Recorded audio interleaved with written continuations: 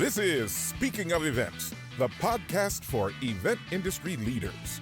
We bring together innovators, strategic rock stars, and visionary creatives to talk all about events, industry trends, and anything in between.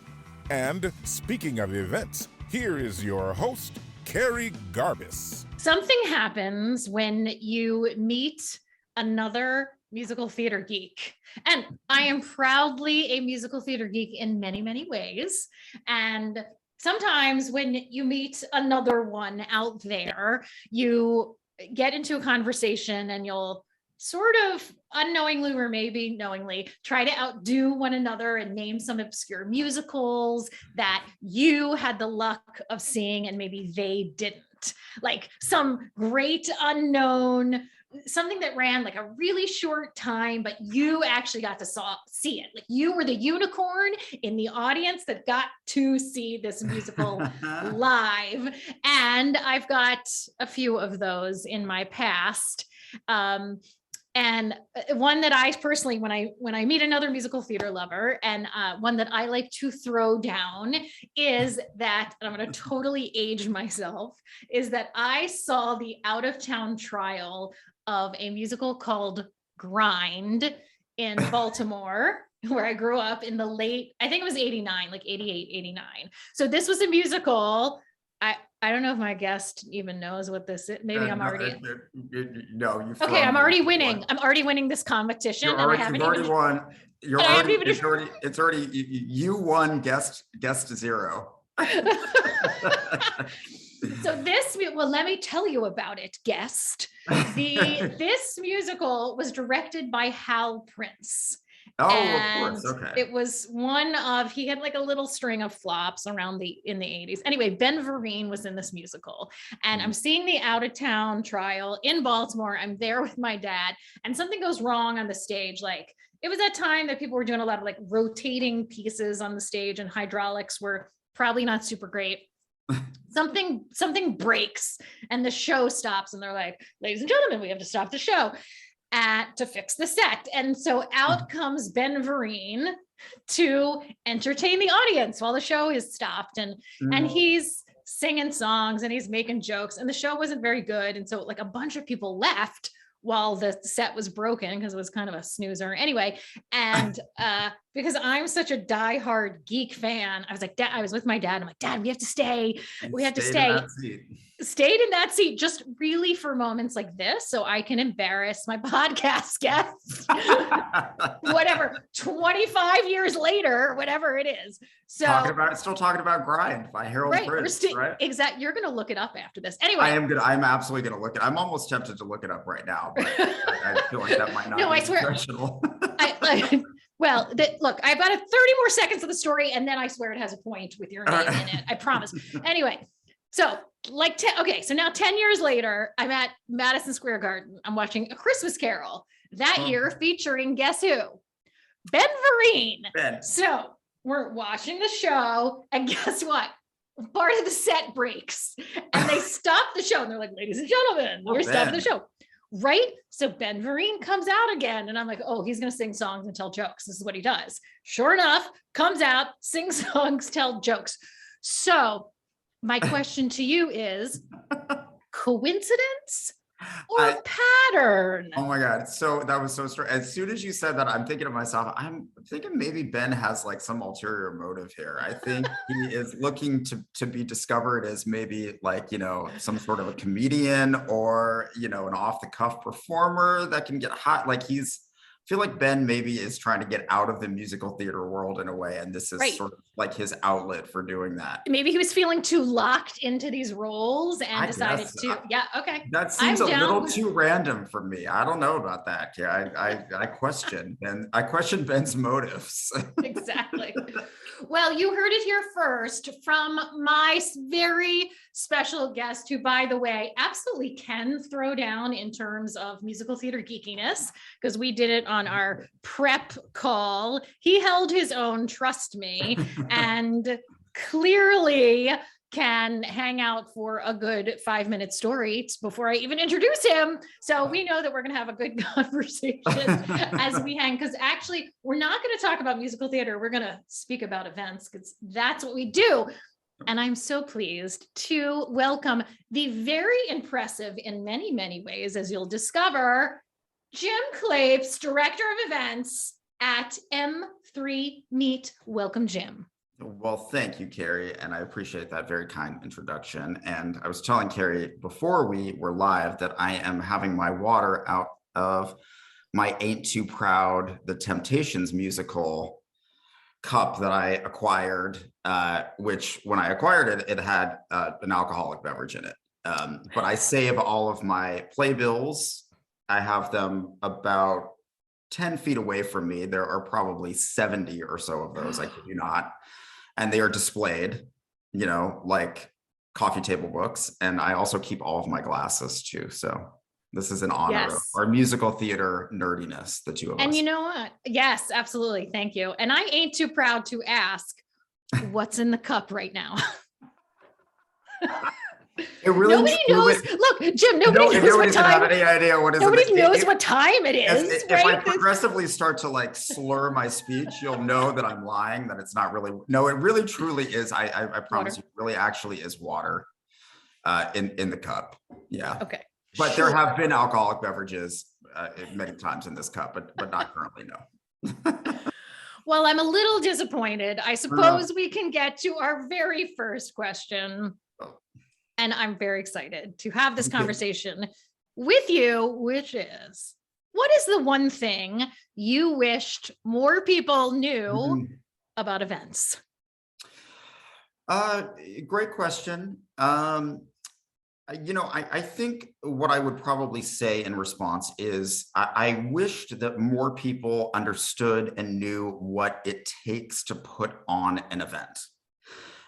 You know, I've done this work now for about 18 years or so, which is, I'm kind of dating myself a bit, but I've been in the association world for the majority of that time, working for various nonprofit organizations that are very mission driven, very goal oriented, you know, with really dedicated, passionate people.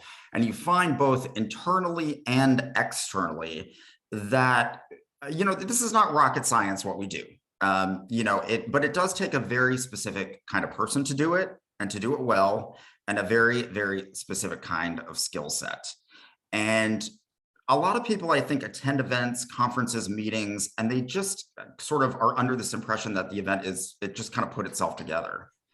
And I think before I got into the events industry, that was sort of my perception of events too. You don't think about what it takes. You don't think about the planning that goes into it. You don't think about the number of people that are working on the event, the number of vendors that you're contracting and hiring and managing, and the months of logistics that go into sometimes just the smallest of meetings. So I would say that is one thing that I have at least noticed throughout the course of my career that I wish people were a little bit more cognizant of. So all of you out there, the next event that you attend, if you're not to point my finger at anybody, I don't want to come across that way. But you know, I do think that it's important for people to realize the amount of time, the amount of effort that goes into, as I said, planning the smallest of events. They really are, you know, there's a lot of time and effort that it takes, and we work really hard in our profession to make sure that events go as seamlessly as possible. And you know, sometimes you're more successful than others. The one thing that I love about this industry, and also don't like about this industry, it's kind of a love-hate, is the fact that there's always going to be something that throws you for a loop. So, you know, you can plan for every contingency, and on site, when you get on the event, you know, when you get to the event, there's always going to be something that throws you. You have to be on your toes constantly in this job. So yeah, it is definitely something that that I see. And I hope that people will be a little bit more cognizant of when they attend events in the future. Just think about all of that work that went into it. It didn't just plan itself. Right. It's months and months, and starts with an idea that may have gotten balled up and thrown in a trash can and then and resurrected later or something. Absolutely. Yeah, Right. yeah, It's not just in absolutely. that moment of like, oh, I'm going to walk in and sit down at this session and see this person. It is all the other things and the banners and the food and the theme and the experience. Absolutely. It's in some ways, and going back to our sort of musical theater, it's almost like putting on a musical or conducting an opera in some ways. It's very orchestrated. Events are very, very orchestrated, sometimes down to the minute, depending on who you're planning the event for, depending on what your budget is, depending on the number of attendees. So it really is, it's a huge collaboration, often sometimes of hundreds of people, depending on the size of the event. Wow. Maybe you should be drinking coffee. That's exhausting. I mean, it's a lot. It is a lot. It's a lot.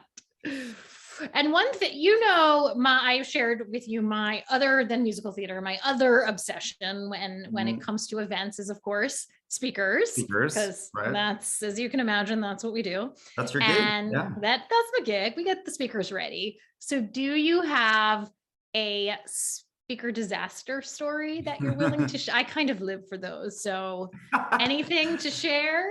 I do, and this is probably, unfortunately, it's not going to be maybe as sexy or as meaty as some of the speaker disasters that you've heard from maybe some other guests on your podcast or other event planners, event professionals that you've spoken with. But I worked for many years at a nonprofit organization called the U.S. Green Building Council, which puts on developed the lead rating system for sustainable building. The annual conference was called Green Build. And at the height of the conference, when I was with the organization from 2005 to 2012, at the height of the Green Build conference, we were just shy of 30,000 attendees, 1,800 exhibitors, $2 million sponsorship program. So it was a beast for sure. And so I had started at USGBC in a different capacity, and I was promoted to the position of manager of conferences and events in 2007. And the first conference that I worked on for Green Build was in Chicago. And it was a very, very big program. I think we ended up with about 23,000 attendees ultimately at that conference. Our keynote speaker was former President Clinton. It was a big deal. It was a big conference. And I was put in charge of managing our Master Speakers series, which were speakers that were a little bit more renowned within the industry, commanded a little bit more attention.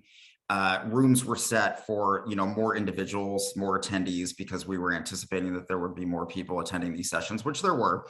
So long story short, I had been working with a speaker, and she was a very nervous presenter. It didn't come naturally to her. You could tell she was just a little bit intimidated, I think, by the crowd. I don't know what her background in conference speaking had been, but she wasn't the most comfortable and or natural speaker in the world. And you come across those sometimes. So I had tried to kind of, bridge that gap a little bit and make sure that she knew that I was there supporting her, and, it was going to be great. Everything was going to be terrific. So I had worked with her for a couple of weeks prior, and she had sent over to me several iterations of the presentation that she was going to be giving. And when she showed up on site about 5 minutes before the actual presentation began, with 400 plus attendees in the audience, she handed me a new jump drive. And I said, okay, not a problem. So I immediately, scurried up to our production guys, to the AV team that we were working with, and said, hey, this is the new presentation, and we need to make sure that this is uploaded. I know you have 3 or 4 iterations of this particular presentation. So she is about to start her presentation, and lo and behold, the AV technician puts on the incorrect presentation. And this is already a very sort of timid, nervous speaker to begin with. She froze in front of this audience of 400 people. And she was, incredibly embarrassed and very uncomfortable. And I felt awful. And she, kind of said, this is the wrong presentation. And I'm kind of, with the AV tech going, no, oh my God, no. So, he immediately knew what had gone wrong and, put in the right jump drive. This was a big conference with a lot of moving pieces and people were tired and we were there days early setting up, as you know. I mean, this is the way it happens when you're, dealing with a huge industry event. And the whole process probably lasted about 20 seconds, but it felt like about an hour. Yep. And, we got the right presentation uploaded, but she was clearly shaken by the experience. It took her a little while to get her composure back, but she, ultimately was great and spoke very well. But, I was mortified, ran out of the room. There may have been some tears involved. This was much younger and this was much earlier in my career. So it was a bit of a speaker disaster, but what I will tell you is I have never made that same mistake again. Great. when you are, and the same situation has occurred, at other organizations that I've worked with, different events. You just have to make sure that you are constantly managing everyone else around you, particularly when it comes to, when you're working with different personalities and when you're gauging the kind of person that you're working with. And I knew that, as I said, that she was not the most comfortable presenter in the world. So as I said, yes, that mistake has not happened again and hopefully will not happen again in the future. My heart, I got a little bit of an anxiety attack while you told that story. Believe me, I had an anxiety attack and I think I had some post anxiety attacks. Some PTSD. I definitely had some PTSD. Yeah, without a doubt. Yeah. Wow. but I got over it. Yes. Thank you those are some good, massive good takeaways for other event professionals, for the speaker trainers here in the room, for everybody. Absolutely. Well, and what I didn't tell you, Carrie, was this, and this was my fault, and I'm going to throw myself under the bus, was when I gave him that jump drive, the new jump drive that she had handed to me, I left the room to go and do something else because obviously we're running in different directions. You're running an event, right? Exactly. And what I would say is don't ever do that. Make sure that the right presentation is uploaded before you leave the room and get a frantic call in to go back into the room and ensure that the AV and production people have the right presentation. So yes. And that was my fault and a mistake I have not made since.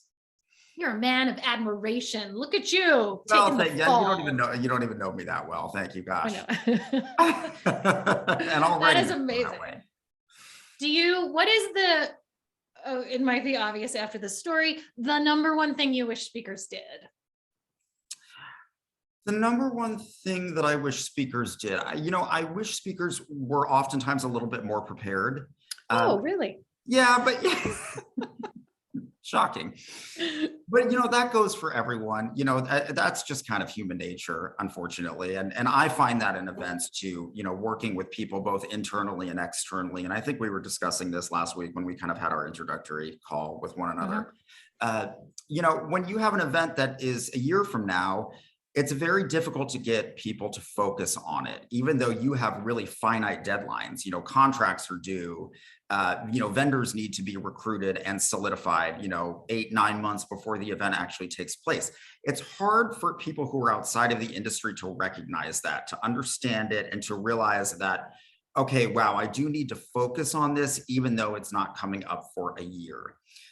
So that kind of, it mirrors, I think, what I wish a lot of speakers did, which is, have presentations available a little bit earlier in advance, agendas, because, it's all about marketing the event, particularly events that, that you're charging for. You want to be able to have speakers confirmed. You want to be able to have a working program that people can refer back to, particularly when you're running educational events for nonprofit associations. It's all about the education for the most part. And, I've worked with organizations who will not be named, which are, putting their program live, their conference program live for, a 2,000 person conference 3 weeks to a month in advance. And it's like, that's just not enough time to generate the kind of attendance that we want to have at these events. You've got to have your program up I think at least 3 months in advance. So when it comes to speakers, just make sure that, and it's difficult, and particularly if you're not getting paid an honorarium, and speakers are putting themselves out there and they are taking time away from their families, from their paying jobs oftentimes, to come and speak at a conference. But it's helpful for us as event professionals, conference planners, to get speakers confirmed as soon as possible, just so it can be a mutually beneficial relationship. They can have people in the audience, so they're not talking to 10 people, because we didn't have ample time to market the event. And we also can begin at an earlier stage to really get the word out about the event and make sure that the speaker and or speakers are being promoted as much as possible. So, it really is kind of a win-win situation when we can figure things out earlier in the process. Oh, I'm behind you on all of this. Absolutely. Absolutely. So now you're the director of events for M3 Meet. Mm-hmm. I have taken a look at the client list, at least what M3 Meet shows publicly on the website. And it's what was surprising to me was how dropping.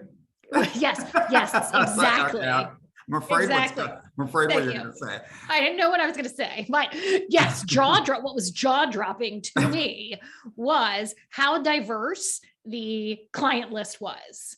Just really what they do, where they are, who's working with you. Mm-hmm. And so with all of that going on, what's your favorite type of event to work on? I love that question. And, I like to say that I've planned every event aside from a wedding throughout the course of my career thus far, which is really honestly the truth. I've kind of done it all, and I've purposely not done weddings because they kind of terrify me a little bit, the whole bridezilla thing. But I feel like I need to do one just to do one. I like the fun events. I like the receptions and the dinners and the galas and the press conferences. Those are the sort of sexy, flashy, glossy events that are always really, really fun for me to plan, because you're typically working, in cool venues, and you're working with great, F&B providers, and people are just really amped up at those events. They're fun, and people are there to have a good time and to network. And those are the events that I typically find to be the most enjoyable for me from a planning perspective. Unfortunately, I don't have the opportunity to plan those as much as I would like to. A lot of my career has been really, really focused on conference planning, meeting planning, board meetings, which are fun but come with a high amount of stress. So it's those fun kind of, it's those fun glossy events that we all like to attend. Really, those are the ones that I like to plan. Yes, nice. And any event trends that you're seeing recently, hearing about, seeing, doing? I know we're in a weird transition time. Yeah. We can talk about that too. Hybrid. I mean, that's the new trend, obviously. And it's kind of interesting because, I was unfortunately laid off from my position. I had started a new job in January of 2020. And then, of course, what happened? COVID. And I was furloughed from that position in April of 2020, and then ultimately laid off in August. So I was out of work for almost a year. So I kind of missed the whole proliferation of the hybrid event and moving events virtual. I had done virtual events, limited capacity on a limited basis pre-pandemic. I had worked specifically on one large meeting that was run entirely through Zoom. So I had some knowledge about virtual events, but I kind of missed that whole transition in some ways, at least from a professional standpoint. But I do see that as, I don't even know if it would still be a trend. I mean, it's seems like it's so 2 years ago now, but right. I do think that it is here to stay. I do not think, even when we get past COVID entirely, which, who knows if we'll ever, honestly be past it in full, but I don't see the hybrid model going anywhere anytime soon. obviously, because for many reasons, and there are a lot of pros to the hybrid model. You know, you're able to engage a lot more people with your event than you would if it was just if you're just having people on site attend. And I think that that's what we've realized, you know, over the course of this pandemic is you are able to pull in so many more points of view. You're able to engage so many more people, get so many more diverse opinions when you extend the opportunity for people to attend an event virtually. So I do see that continuing. And I think it is, we're just kind of on the threshold of it, I think, in some ways. I love the accessibility for so many, for geographically, for everything. It is, it's exciting. It is this, you felt it hardcore. This industry was devastated. I don't want to say decimated, devastated, right? Devastated. Hit really, really hard. Where do you think we are in terms of recovery? You know, I think it's been a slow process. You know, it has been incremental, but I think we're coming back very, very strongly. You know, I have been with my current job now for about 10 months, so I'm still fairly new with the organization. And we've only had to postpone one event in the course of that time, in the course of the 10 months that I've been with the company. And That's great. Which is really good. And we had our annual conference last year, which was the end of May of 2021. I had started with the company about 2 weeks prior to that. Their typical attendance at their annual was 1,600 people. We got over 1,000 people in person.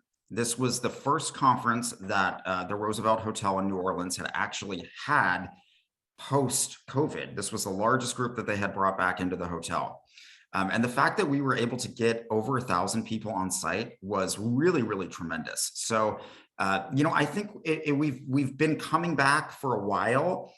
You know, what I talk about with colleagues of mine, what I talk about with people who are not colleagues of mine in the industry, just with friends, is, you know, people are ready to go back and meet in person. There is nothing that can substitute that face-to-face interaction. As much as I'm an advocate for virtual events and hybrid events, I don't get as much out of them. I really, truly don't. I mean, the convenience is nice. The accessibility is nice. I'm able to attend more.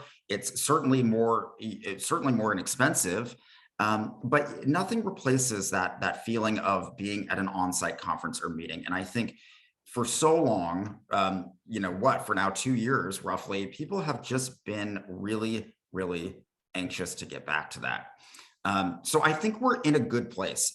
You know, I'm doing 14, 15 small regional meetings this year that I've contracted for. All of them have been contracted. We are holding our annual conference once again in New Orleans at the end of May this year, and I'm expecting us to get at least, we'll probably garner at least 1,000 to 1,100 attendees, if not more. I don't know if we'll get back to where this organization was pre-pandemic, which was 1,600, as I mentioned previously. But I think we're at a good place. You know, obviously with the CDC lifting the mask mandate recently, the only thing about this pandemic, obviously, and you know, Carrie, we don't know when the next hit will be. You know, like, knock on wood that there's not going to be, you know, that we won't shut down again. So there's so much that is undetermined, and we really don't know what it's going to look like. But right now, as I sit here today, I feel very confident about where we are in the events industry. And I see colleagues of mine who are back in business.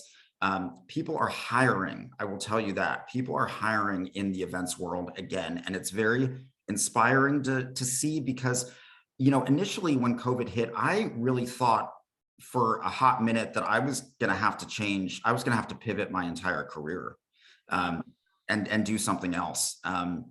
So, you know, luckily I think I'm past that fear, but it's been a hard road, but it's a road that I think there is certainly a light at the end of the tunnel. And I think we are much closer to getting to that light than we were even 6 months ago or so.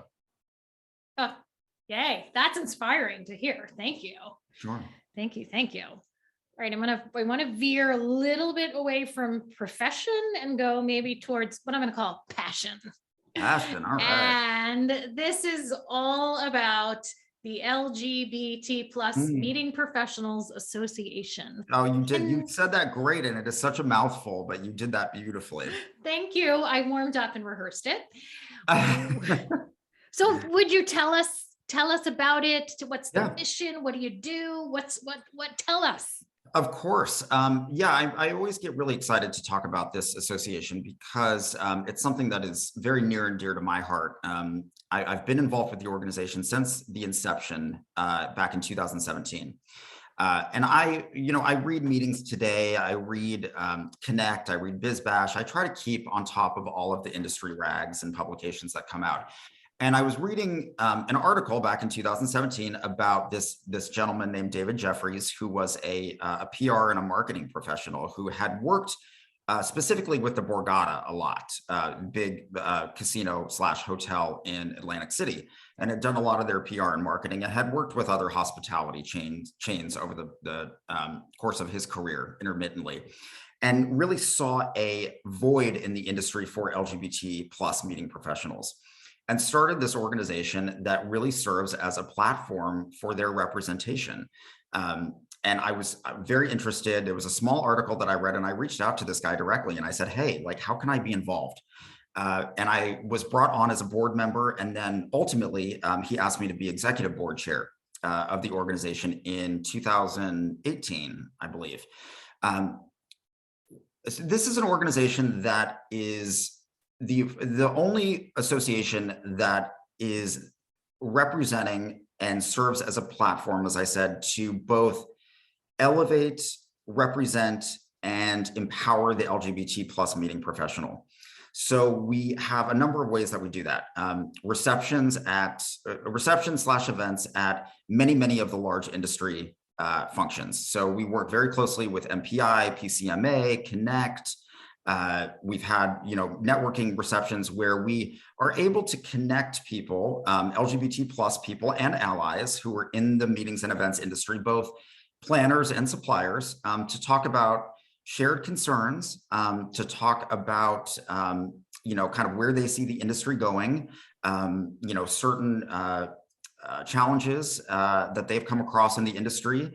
And we also do a lot with education. So we have podcasts that we do. We do have a podcast called Spin that our current executive board chair, Derek Johnson, created. He talks through the podcast similar to this, not as much fun, but similar, just about issues affecting, the LGBT meeting professional and how people can plan their meetings in a more inclusive way.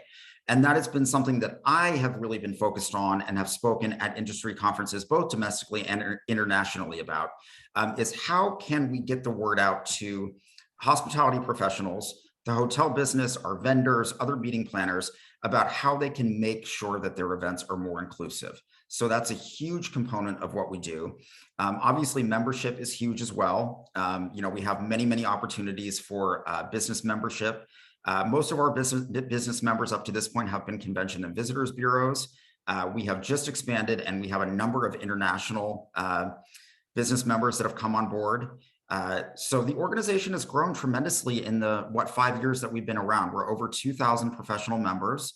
I think we have 70 plus professional business members and supporters, sponsors that we work with, and the organization is continuing to grow. So I definitely encourage everybody to be involved. One of the things that I'm really trying to promote with this organization is I want to make sure that we are practicing what we preach, and I want to make sure that we are engaging folks who are allies and folks who don't even know that they're allies, because, right, like those are the people that need this information more so. They need to hear how they can plan meetings in a more inclusive way. They need to hear about the challenges that LGBT plus meeting professionals feel in their career and how they've attended meetings before where they haven't felt included or where they haven't felt supported.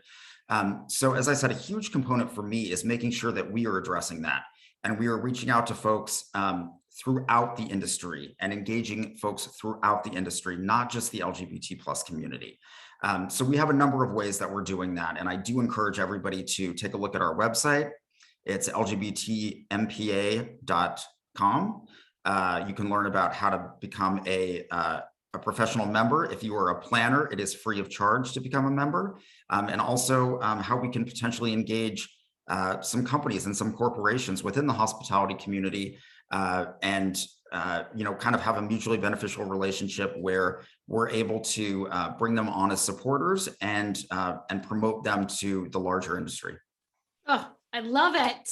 Congratulations. Yeah, it's been a lot of you. fun. It's been a really cool organization to be a part of, and I never expected it to sort of get to the place where it is right now. It's been really successful. We were able to ride through the pandemic fairly unscathed, which was a blessing. So I hope that we continue to go nowhere but up. Yeah, absolutely. Well, I will be there supporting you 100%. Thank you. I know you will. All right, a little bit of a gear again, shifting left, right, I don't know, whichever way. That wasn't a political statement. I just meant we're going to go on to a different topic. And in your bio, you talk about you started professionally with an internship on Capitol Hill. So my question is, how did you get from there to here? Like that, whoa. Yeah, what happened? Well, I realized after my 3-month internship on Capitol Hill that I did not want to be a Hill staffer. I really thought in college, I was a political science major, and I really thought that I wanted to go into politics, and I thought I wanted to work on Capitol Hill, and did an internship there that was very, very rewarding. I'm glad that I did it, but I realized, as I said, after the conclusion of that internship, that I just did not want to. That wasn't my path. It was a little bit too cutthroat for me, and it was just not necessarily something that I wanted to pursue. But I loved DC. I fell in love with Washington, DC. I was raised in California, and was kind of just ready for a change.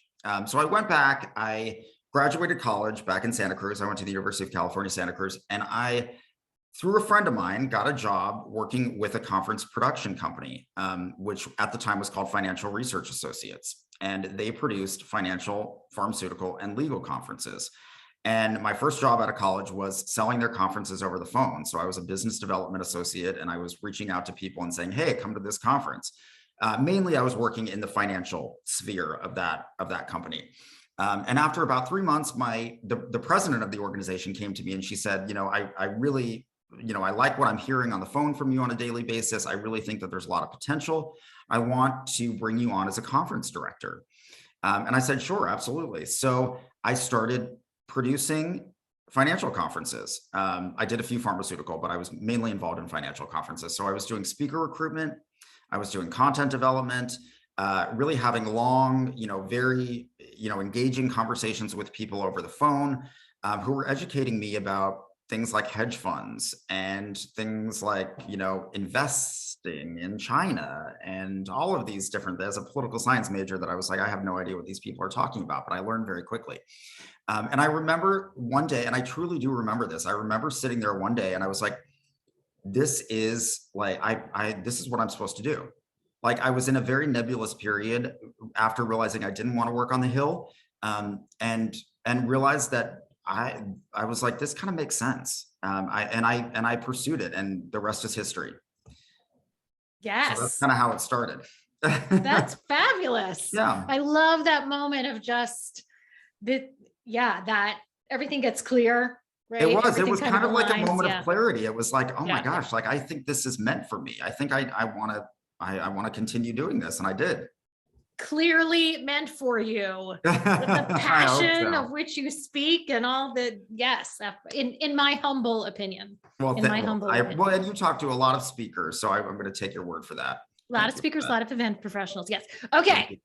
Jim Clapes, are you ready for the Lightning Express round? I am. You were so Andy Cohen right there. I thought you were going to do what does he do? I'm forgetting what it is on his show. To plead the fifth. I thought you were going to ask me to plead the fifth. I was like, oh my gosh. Okay. That's the after show. I'm ready for the lightning round. That's the after show. It's later. Right. It's for, Okay. So we're going to put 45 seconds on the clock. All right. And I'm going to ask you 8 questions. Are you ready? I think so. Okay, great. What is your favorite moment in the event process? When it's done. honestly. When it's over, in like a lot of ways, just because it's so nice to see the culmination of all of your hard work, especially when it goes well.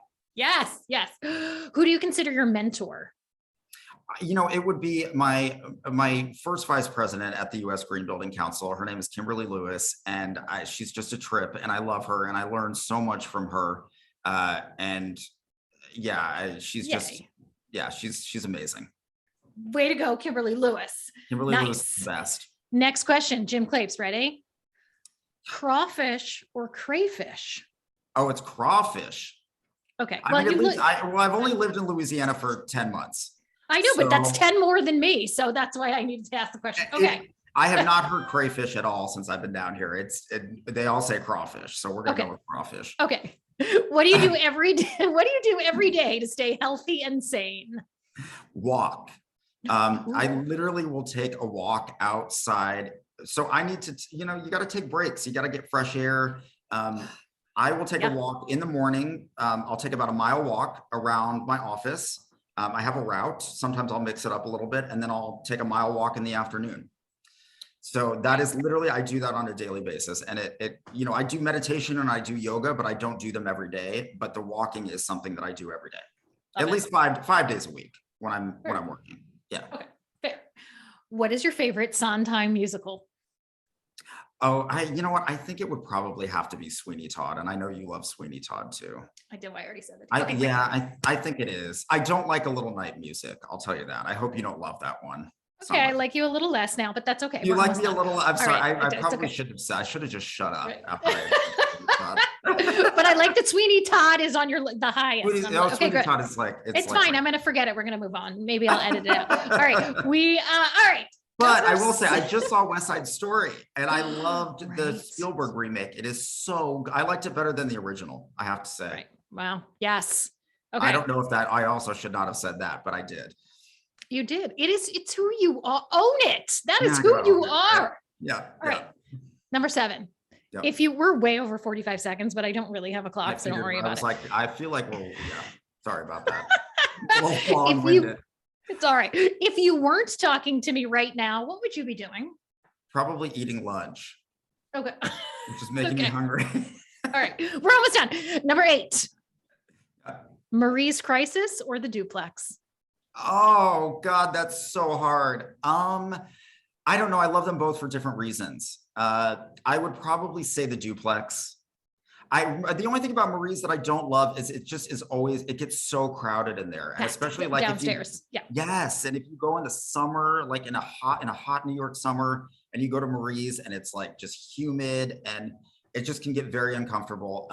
I love them both though, but I would give the slight edge to the Duplex, I think. Okay.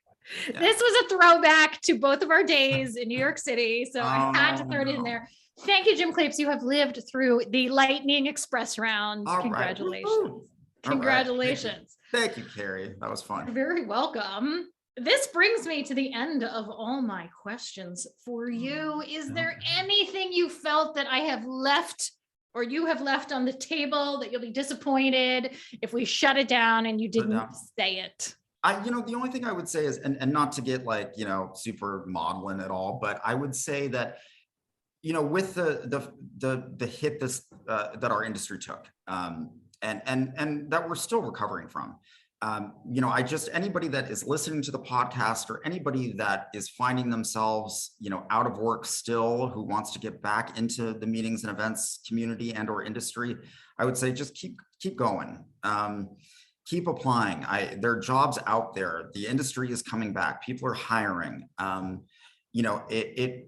It was a really, really grueling process to be sort of one of the casualties in a sense, not a literal casualty, thankfully, but a casualty of COVID. And I, as I said, for about 10 months, I was very, very concerned that I was going to have to pivot and go into and pursue another career path. So I just, I want to encourage anybody that might be listening who is out of work or who doesn't feel as though there sort of is a light at the end of the tunnel in the events world, that there is, and that I'm seeing it every day, and that the hotel industry is back, and meetings are back, and people are ready to go back to meeting in person. Absolutely. Oh, thank you so much for that. Sure. Thank you. Thank you. Thank Where, you. if people would like to connect with you, where can they find you? Sure. You can find me on LinkedIn, which is Jim Clapes is my last name, which is CLAPES. Well, and we'll have it on the thing. They'll see. Mhm. Yes. I know. I yes. just always have to spell out my name because nobody understands how to pronounce it usually. I understand. Although you were, I totally got it right accurate first. The first time I got it right. You did. You came out the gate and you Yes. got it right. Or take a look at the M3 Meet website, which is the company that I currently plan for, or take a look at the LGBT Meeting Professionals website. Again, Yes. LGBTMPA.com. And you can find me there. Thank you. I'm so glad I found you. We connected on LinkedIn. So Yeah, I'm glad you found me too. This has been yes. such a treat. It's been fun. Oh, thank you. You're so welcome. It was my pleasure. Thank you to our listeners. If you've gotten this far, you've gotten more gems than most people get in a day. You've gotten more gyms and gems. And more gyms and gems. There you go. And gyms I and like that. gems. Yes. That's why she's an actress. That's right. That's right. I'm here. I'm go. here for you. You know what? If you like events, if you love events, or even if you loathe events, tell someone about this podcast, please. And remember, whatever you speak about, remember to be speaking of events. Thank you, Jim Clapes. Thank you, Carrie. This has been awesome. Speaking of Events is sponsored by Ovation, the gold standard for professional presence and speaker development training, helping everyone get prepared, get confident, and get Ovation.